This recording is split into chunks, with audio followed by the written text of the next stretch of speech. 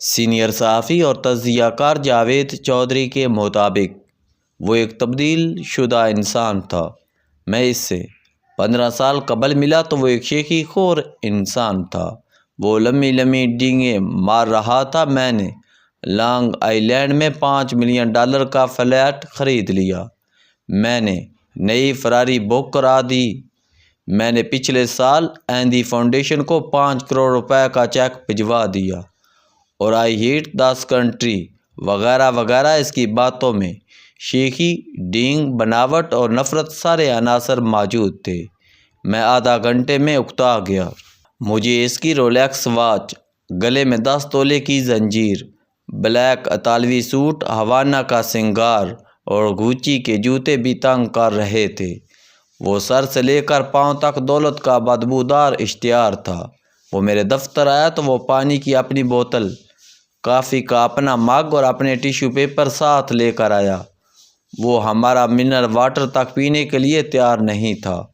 وہ ہاتھ ملانے کے بعد جیب میں ہاتھ ڈالتا تھا، ہاتھ باہر نکالتا تھا اور دونوں ہاتھ رگڑتا تھا۔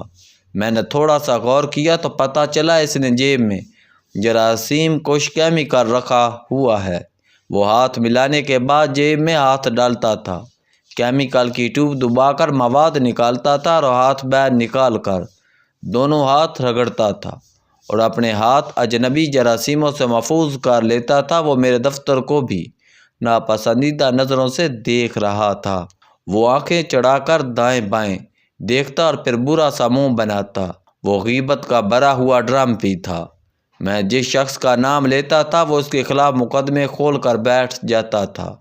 میں جس مقام، جس شہر اور جس ملک کا تذکرہ کرتا تھا وہ اس کی منفی باتیں بیان کرنے لگتا۔ وہ حس و مزاح سے بھی عادی تھا۔ میں نے اسے جو بھی لطیفہ سنایا اس نے برا سا منہ بنا کر مجھے شرمندہ کر دیا۔ میں آدھے گھنٹے میں اس سے اکتا گیا۔ قدرت کا غیبی ہاتھ آیا۔ اس کا گولڈ پلیٹ موبائل فون بجا۔ وہ فون اٹھا کر کونے میں گیا اور فون ختم ہوتے ہی افراتفری میں میرے دفتر سے نکل گیا۔ میں نے چھت کی طرف منہ اٹھا کر اللہ تعالیٰ کا شکر ادا کیا۔ وہ چلا گیا، لیکن 15 سال ہمارا ای میل، SMS یا واٹس ایپ پر رابطہ رہا۔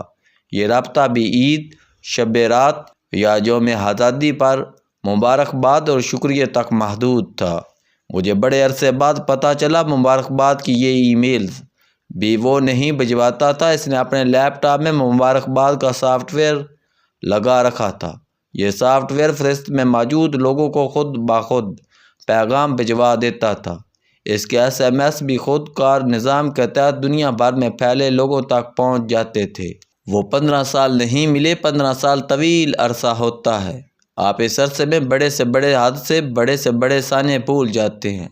انسان کے بارے میں کہا جاتا ہے یہ 15 سال کوئی زبان نہ بولے تو 95% لفظ اس کی یادداشت سے محو ہو جاتے ہیں۔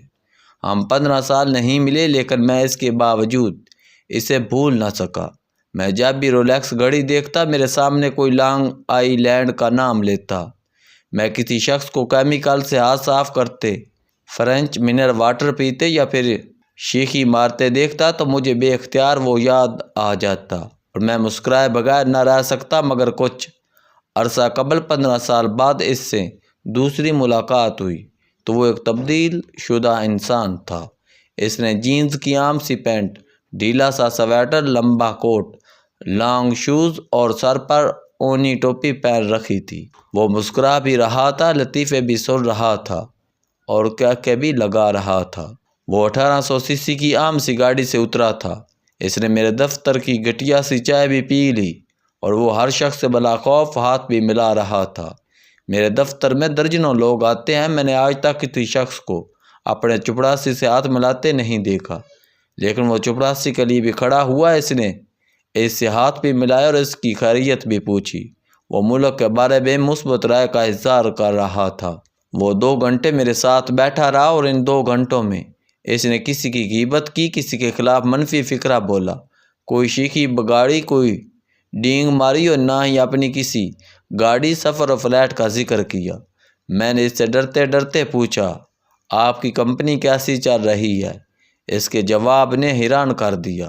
اس کا کہنا تھا کمپنی کی گروتھ میں تیزی سے اضافہ ہو رہا ہے، ہمیں امید ہے یہ اگلے سال امریکہ کی پہلی 1000 کمپنیوں میں آ جائے گی۔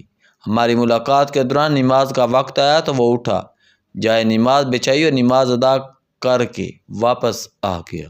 اس نے بتایا وہ دن میں 2 بار وضو کرتا ہے اور یہ 2 وضو پورا دن گزار دیتے ہیں۔ میں اس کایا پلٹ پر بہت حیران تھا، میں اپنی حیرت پر قابو نہ رکھ سکا تو میں نے اس کایا پلٹ کے بارے میں پوچھ لیا۔ وہ مسکرایا اور نرم آواز میں بولا، بھائی جاوید، یہ سب میری زندگی کے 10 دنوں کا کمال ہے۔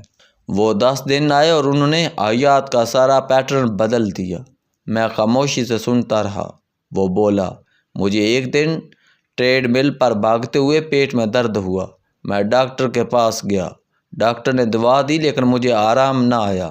میں اگلے دن اسپتال چلا گیا، ڈاکٹر نے معائنہ کیا، خون اور پیشاب کے نمونے لیے، یہ نمونے لیبارٹری بھجوا دیے۔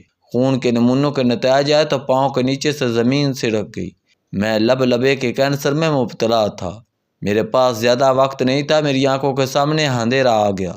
میں اسپتال کے لان میں بینچ پر بیٹھ گیا اور حسرت سے دنیا کو دیکھنے لگا۔ زندگی کے پیچھے زندگی بھاگ رہی تھی مگر میں اداس تھا، میرے اندر گہرائی میں کوئی چیز ٹوٹ رہی تھی۔ مجھے محسوس ہوا میری رگوں میں لہو نہیں، کرچیاں ہیں، اور یہ کرچیاں دل کی ہر دھک کے ساتھ آگے سڑک رہی ہیں۔ میں بینچ سے اٹھا، اپنا موبائل فون توڑا، بینک سے $50,000 نکلوائے، اپنا پرس، بیگ اور لیپ ٹاپ گاڑی میں رکھا، گاڑی گھر بھجوائی، ایئرپورٹ گیا اور ٹکٹ خرید کر فیجی آئی لینڈ چلا گیا۔ میرا خیال تھا میرے پاس صرف 2 مہینے ہیں اور میں نے ان 2 مہینوں میں پوری زندگی گزارنی ہے۔ میں نے زندگی میں پہلی بار ٹینٹ خریدا اور میں یہ ٹینٹ لے کر جنگلوں میں نکل گیا۔ میں نے 4 دن جنگلوں، جھیلوں، آبشاروں اور سمندروں کے اوداس کناروں پر گزارے۔ میں اس کے بعد شہر کی رونق میں گم ہو گیا۔ میں نوجوانوں کے ساتھ فٹ پاتھ اور سڑکوں پر ڈانس کرتا، سڑک کے کنارے سٹالوں سے برگر خرید کر کھاتا، صبح صادق کی وقت مشرق کی طرف منہ کر کے بیٹھ جاتا اور سورج کو اپنے سامنے اگتا ہوا دیکھتا۔ میں ننگے پاؤں سیل کے ساتھ ساتھ چلتا رہتا، میں لہروں کو ابھرتے سیل سے ٹکراتے اور واپس جاتے دیکھتا۔ میں اپنے پاؤں تلے ریت کو کھسکتے ہوئے محسوس کرتا، میں درختوں سے روشنی کے بنتے بگڑتے سائے بھی دیکھتا۔ میں نے زندگی میں پہلی بار صداؤں کے، آوازوں کی گرتی ہوئی آبشاروں کے اور دوڑتے اڑتے پرندوں کے پروں میں بندھی زندگی دیکھی۔ میں نے زندگی میں پہلی بار زندگی کو محسوس کیا۔ میں پانی بھی پیتا تھا تو میں حلق سے لے کر معدے تک اس کی ٹھنڈک کو محسوس کرتا تھا۔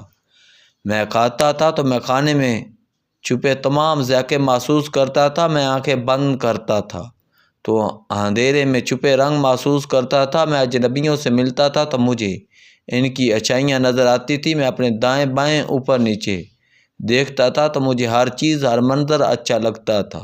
مجھے زندگی میں پہلی بار دنیا کی کوئی برائی، کوئی خامی اور کوئی خرابی محسوس نہ ہوئی۔ مجھے دنیا کا ایک خوبصورت جزیرہ، ایک نعمت محسوس ہوئی۔ میں 10 دن اس کیفیت میں رہا۔ میں نے 10ویں دن اپنی بیوی کو فون کیا، وہ بہت پریشان تھی۔ وہ لوگ مجھے پوری دنیا میں ڈھونڈ رہے تھے۔ میری بیوی نے انکشاف کیا، تمہاری میڈیکل رپورٹ غلط تھی۔ ہسپتال نے خون کے نمونے 3 مختلف لیبارٹریوں میں بھجوائے تھے۔ پہلی رپورٹ میں لبے کا کینسر نکلا جبکہ دوسری دونوں رپورٹیں نارمل ہیں۔ ڈاکٹر دوبارہ خون کے نمونے لینا چاہتے ہیں۔ میں یہ سن کر حیران رہ گیا۔ میں سیدھا فیجی کے اسپتال گیا، خون دیا، رپورٹ آئی تو میں اس میں بھی نارمل تھا۔ میں نے شکر ادا کیا اور امریکہ واپس چلا گیا۔ وہ دوبارہ بولا، میں آج یہ سمجھتا ہوں وہ رپورٹ قدرت کی طرف سے ویک اپ کال تھی۔ مجھے اللہ تعالیٰ زندگی کی حقیقت بتانا چاہتا تھا اور میں یہ حقیقت جان گیا۔ میں آج یہ سمجھتا ہوں آپ جب تک زندگی کے ہر لمحے کو آخری سمجھ کر زندگی نہیں گزارتے، آپ اس وقت تک زندگی کو اس کی اصل رنگوں میں محسوس نہیں کر سکتے۔ آپ کو اس وقت تک زندگی محسوس نہیں ہو سکتی۔